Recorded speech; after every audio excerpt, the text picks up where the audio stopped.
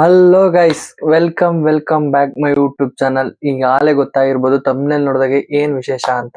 ಏನಪ್ಪ ವಿಶೇಷ ಅಂದ್ರೆ ರಿಷಬ್ ಪಂತ್ ಅವರು ಮತ್ತೆ ಡೆಲ್ಲಿಗೆ ವಾಪಸ್ ಆಗಿದ್ದಾರೆ.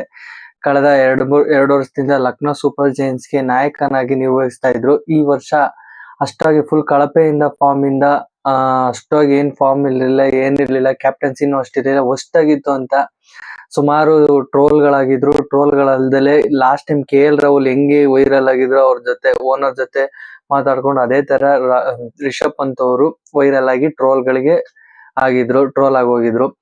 ಸೊ ಈ ಸಲ ರಿಷಬ್ ಪಂತ್ ಲಕ್ನೋ ಸೂಪರ್ ಜೈಂಟ್ಸ್ ನ ಬಿಡ್ತಾರೆ ಅಂತ ಊಹಾಪೋಹಗಳು ಬರ್ತಾಯಿತ್ತು. ಬಟ್ ಇವತ್ತು ಅಫಿಷಿಯಲ್ ಆಗಿ ಕನ್ಫರ್ಮ್ ಆಗಿದೆ, ಡೆಲ್ಲಿಗೆ ವಾಪಸ್ ಆಗಿದ್ದಾರೆ. 27 ಕೋಟಿಗೆ ಲಕ್ನೋ ಸೂಪರ್ ಜೈಂಟ್ಸ್ ಅವರು ತಗೊಂಡಿದ್ರು, ಆದ್ರೆ 15 ಕೋಟಿಗೆ ಡೆಲ್ಲಿಗೆ ಟ್ರೇಡ್ ಆಗಿದ್ದಾರೆ. ಡೆಲ್ಲಿಯಿಂದ ಕುಲ್ದೀಪ್ ಯಾದವ್ ಲಕ್ನೋ ಸೂಪರ್ ಜೈಂಟ್ಸ್ಗೆ ಟ್ರೇಡ್ ಆಗಿದ್ದಾರೆ.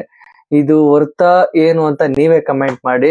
ಅಂಡ್ ಡೆಲ್ಲಿಗೆ ರಿಷಬ್ ಪಂತ್ ಸೇರ್ಪಡೆ ಆಗಿದ್ದಾರೆ. ಲಾಸ್ಟ್ ಟೈಮು ಇವರು ಏನಪ್ಪ ಅಕ್ಷಯ್ ಪಟೇಲ್ ಅವರು ಕ್ಯಾಪ್ಟನ್ಸಿ 2 ವರ್ಷದಿಂದ ನಿರ್ವಹಿಸ್ತಾ ಇದ್ರು.